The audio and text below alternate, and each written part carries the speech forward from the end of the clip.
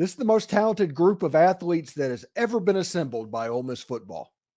Now, what happens next? How does it look? And more importantly, how do you attack the transfer portal knowing just that? This is the Locked On Ole Miss podcast. You are Locked On Ole Miss, your daily podcast on the Ole Miss Rebels, part of the Locked On Podcast Network, your team every day.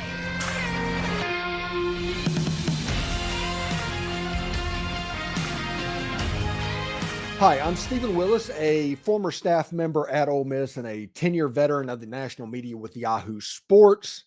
Thank you for joining us on this Wednesday morning.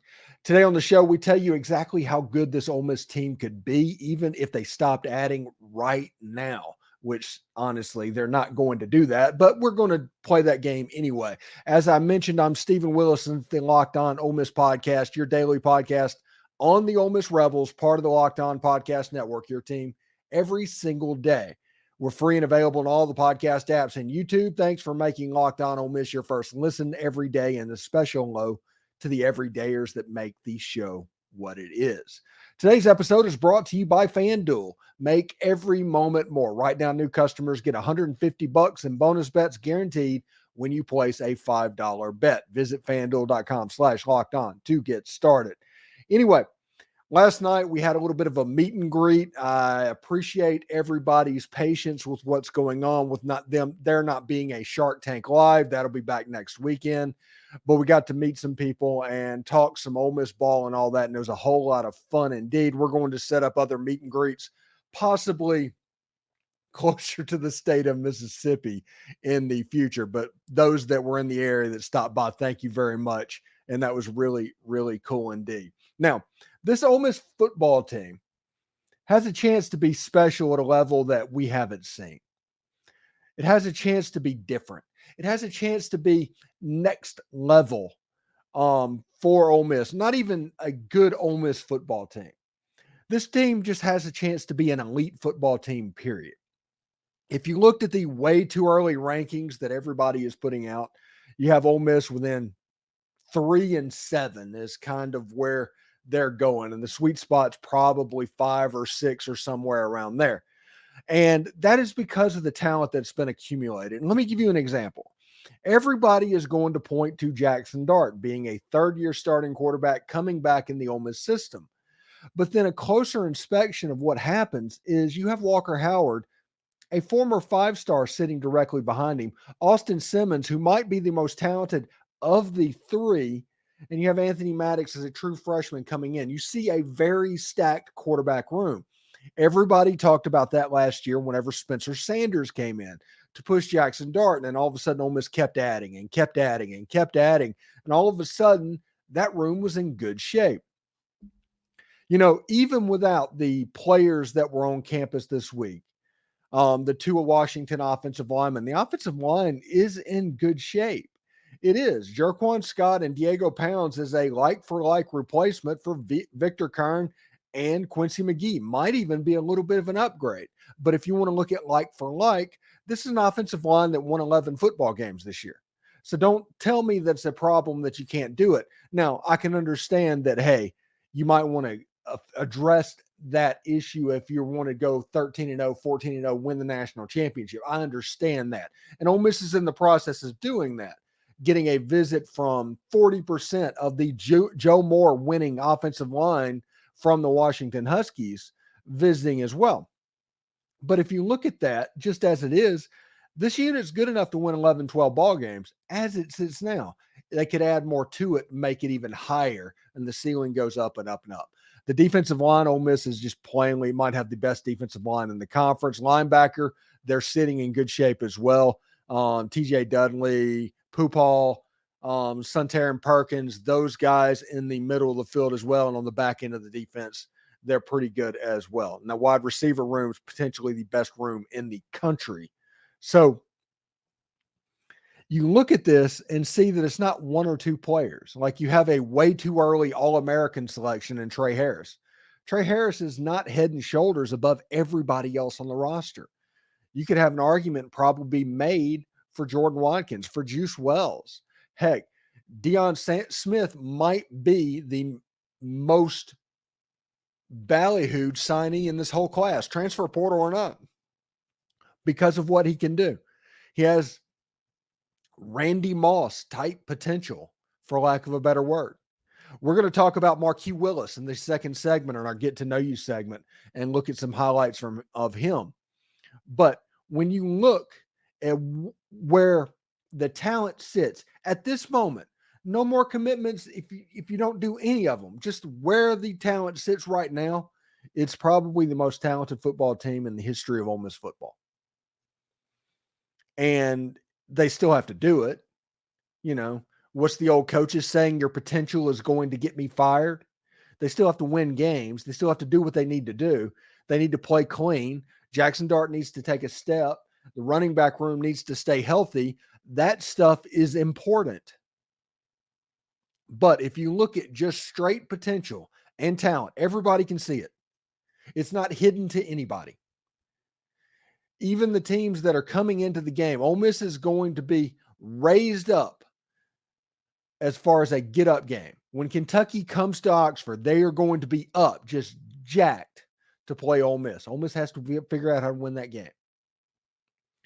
Get to the LSU game, undefeated. Win in Tiger Stadium, which, by the way, Tre Harris taking a picture at Tiger Stadium with the date of the game, and he's excited. He wants to make LSU hurt for not recruiting him. And for those who don't know, he's out of Lafayette, Louisiana. He went to Louisiana Tech. When he transferred, he did not get the offer at LSU out of high school or in the transfer portal window. He came to Ole Miss, and it was his moment right there. He wanted to make LSU hurt.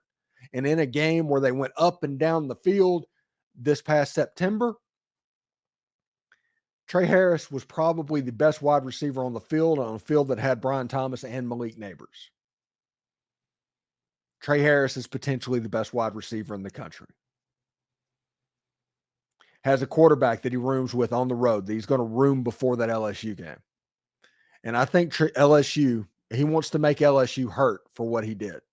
He wants to prove to them over and over. It's one of those like that Michael Jordan meme, and I took that personally. That is what's going on with Tre Harris. Really interesting stuff. I think he has a chance to be really, really next level good and should be a whole lot of fun. And whenever you look at this team as a totality, whenever you take the offense and the defense, just that unit on both sides of the ball, to know that Jackson Dart only has to score 17 to 20 points a game to win football games in 2024 is the reason that Ole Miss is a national championship contender. Because Ole Miss can score 17 points on just about anybody. It's difficult to hold Ole Miss under 17 points. Heck, it's difficult to hold Ole Miss under 20 points. So whenever your defense is in a position to where the front seven has a chance to control things, just literally control things, I think football games are going to look differently to a lot of different people. And it's all because of how talented this team is. You have your tentpole players. On defensively, Walter Nolan, J.J. Pegues, Poop Hall. Those three players, principally Amon Mielen, if you want to put him in there as well, you can. That's four players on defense that are important to step up and to be ready for 2024. Offensively, it's obviously Jackson Dart. It's obviously Tre Harris. It's obviously Caden Prieskorn. And if that happens, those players, along with the defensive players, you're going to have a football team that's going to win a lot of football games. Team won 11 games last year.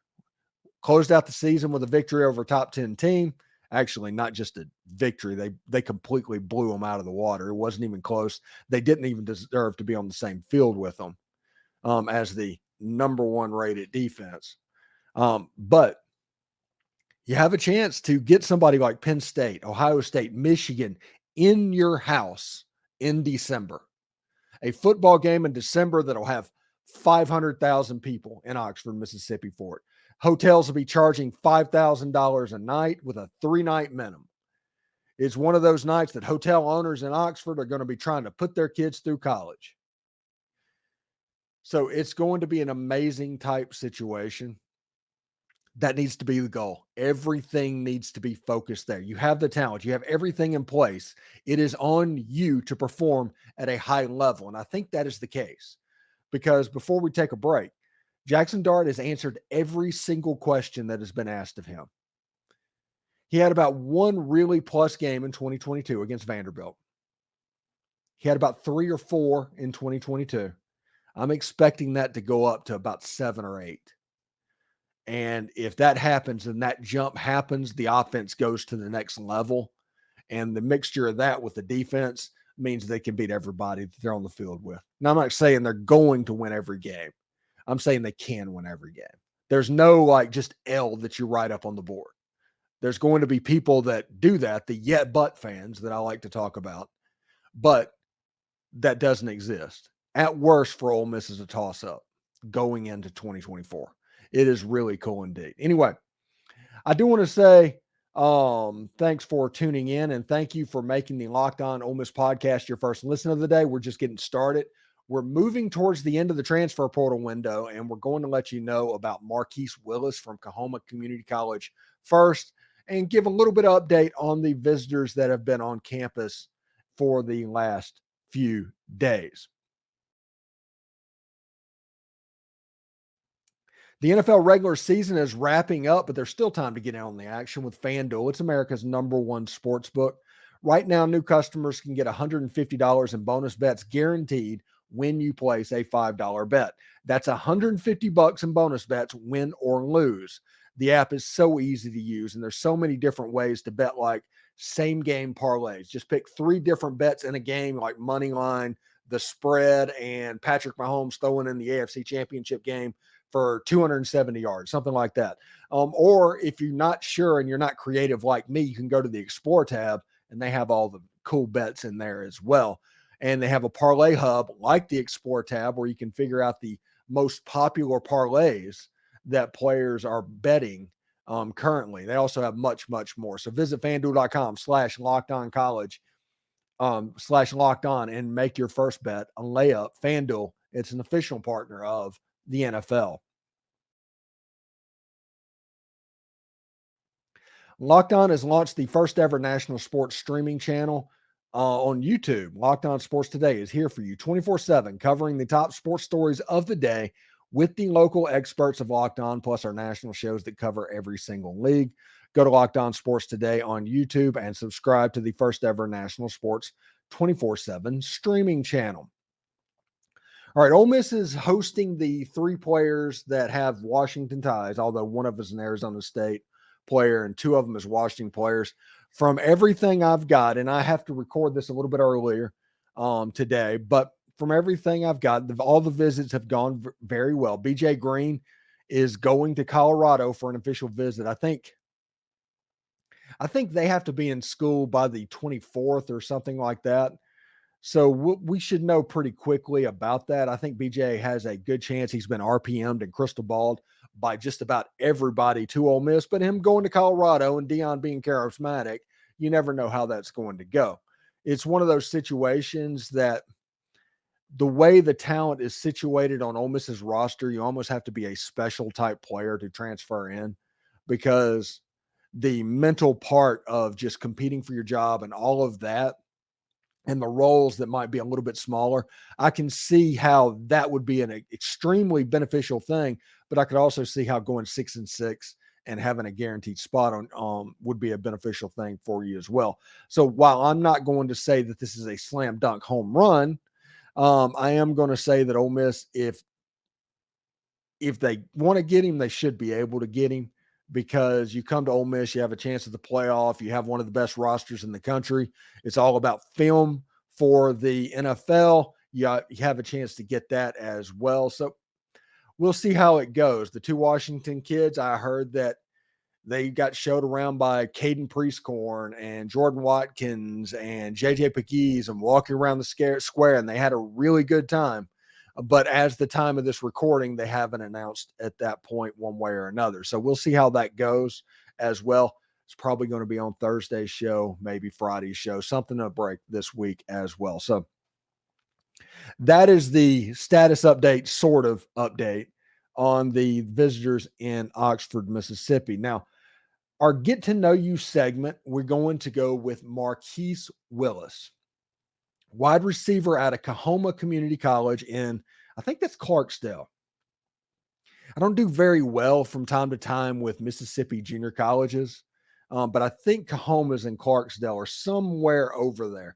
It's a very, very poor community college in Northwest Mississippi. And Marquis Willis was the special athlete. He's the brother of Malik Willis. And because I just said that name, I'm going to confuse the names at least once whenever we're talking about this. But Marquis played quarterback. He played kick returner. He played wide receiver. It was the typical Mississippi high schools thing that you normally see, where the best athlete on the field does all of those things.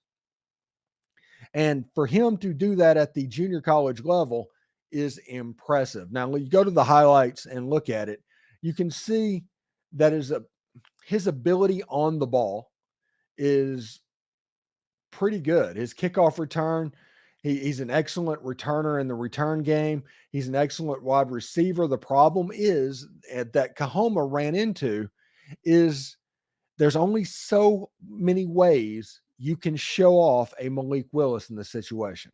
This was the junior college appearance of the meme of like the European supercar that's in the trailer park under the carport. That's what's going on. I feel bad for Marquis because Coahoma just couldn't put him on display. Now, he got the scholarship offer to Ole Miss, and him and Deion Smith, they're working diligently to get into school and all of that stuff. But it's a situation to where he could not be maximized for people to come in and recruit him because he had to play quarterback, because all of this other stuff happened. And he's a good football player. He genuinely is. Both the wide receivers that Ole Miss signed, with the fact that just the realization that J.J. Harrell and Braylon Burnside was kind of allowed to get away, to escape, shows you how good these two junior college receivers have a chance to be. And with Ole Miss, where they sit in their program, they're not doing developing right now. They're doing win now. They're doing the window being wide open right now. And because of that, you go get some junior college, you go get some transfer portal players who are ready to play. They're out of the box, ready to go, supposedly. That's the reason you recruit them. And Marquis Willis is going to be another example of that on the outside. Now, if you look at the wide receiver room at Ole Miss, obviously you have Tre Harris, who is at least statistically the alpha dog in that room. Then you have Jordan Watkins, who has turned into a really good slot wide receiver. You have Juice Wells, they transfer in from South Carolina. Then you have Deion Smith and Marquis Willis.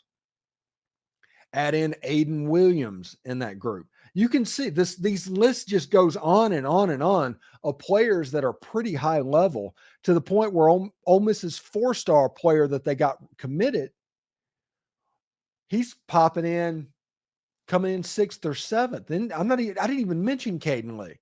Caden Lee came in the Peach Bowl and was just uncoverable by the number 1 defense in the country. It's nuts how good this wide receiver room has a chance to be.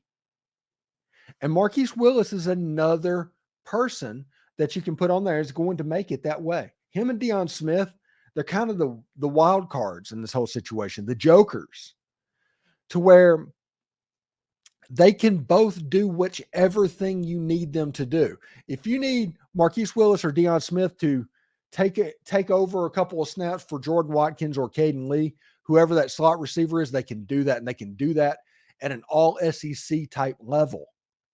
Same thing on the outside. If you need them to body up and be the big man, they can do that as well. They have the hands and the catch radius that you want.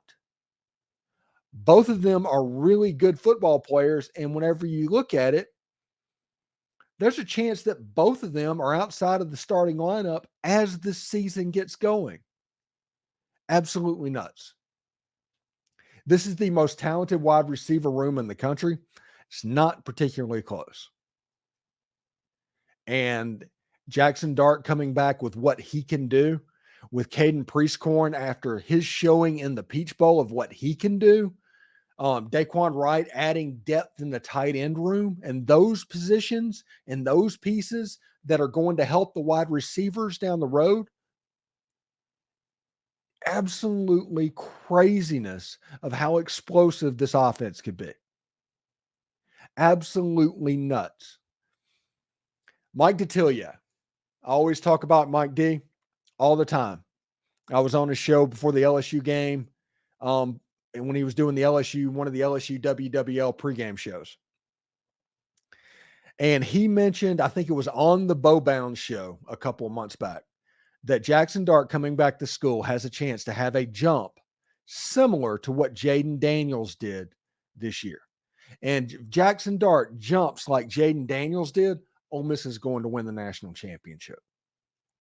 I have no doubts in saying that.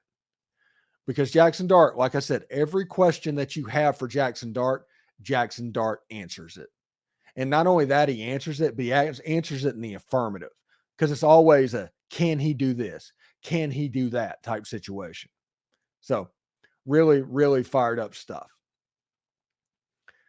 So still more to come on Locked On Ole Miss, part of the Locked On Podcast Network, your team every day. Tonight, Ole Miss has a chance to get right versus an Arkansas team that, while talented, they're 1-4 in the league. We'll talk about that next.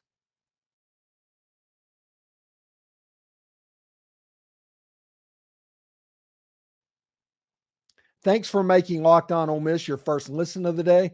And shout out to the everydayers. Locked On has launched the first ever national sports 24/7 streaming channel on YouTube. Locked On Sports Today is here for you 24/7, covering the top sports stories of the day with the local experts of Locked On, plus our national shows that cover every single league.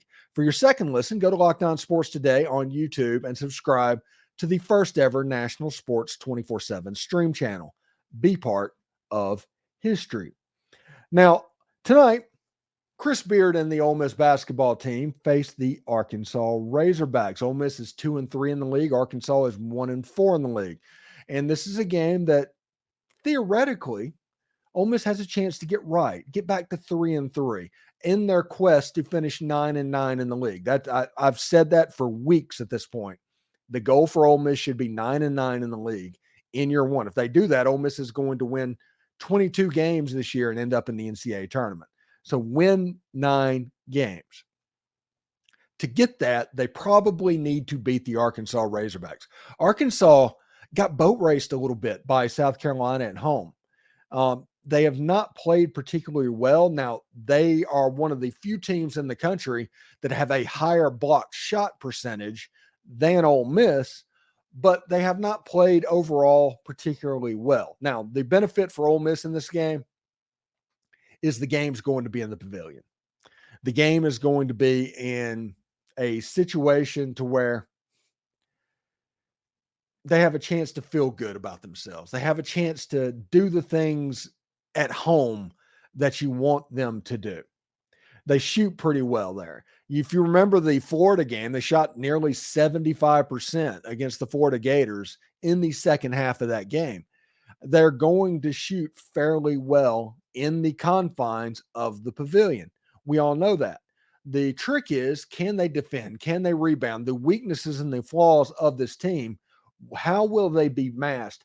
How will they be covered up? And will it be enough for Ole Miss to get the W? Like I said, Ole Miss needs to win this game. I'm not going to call it a must win because I don't believe any game that is played in January period is a must win. It's just not there yet. It doesn't become a must win until you look back on it 2 months down the road and said, oh, if we'd have won that, would have been okay. But the way it sits right now, this is an important game for Ole Miss, especially with the stretch that is coming up on the quest for 9-9. Matthew Morrell probably needs to be a little bit more assertive. I think he is the best player that Ole Miss has. I realize that Alan Flanagan's leading them in scoring. Jamin Breakfield's popped up for some big days, and Juju Murray obviously is a scoring machine a little bit as well. But I think when Matthew Morrell is on and he's good to go, Ole Miss basketball plays at a different level. They can do different stuff. And while you don't want Matthew Morrell to be the guy, we saw that last year to where he was forced to be the number one and he struggled. But once he was the number 3 option behind an Alan Flanagan and behind a Juju Murray, all of a sudden Matthew Morrell got to relax a little bit. He's had a game this year where he had 10 steals. He's been over 20 points a couple of times. He shot very well from outside the arc, and it's because he's relaxed. It's because that he can kind of finally just let the game come to him.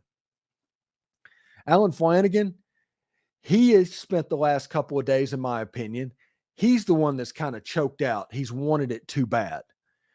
And against LSU, he was looking forward to the Auburn game, and we all know what happened in the Auburn game. They wanted that game. There's no way to get around it. We'll see how he does with the Arkansas Razorbacks, but he's done that a couple of times. So we'll see exactly how that goes. Maybe Al Flanagan will relax a little bit. Juju Murray can just be Juju, and Matthew Morrell steps up. Maybe Jamin Breakfield steps up as well. But you'll see the team kind of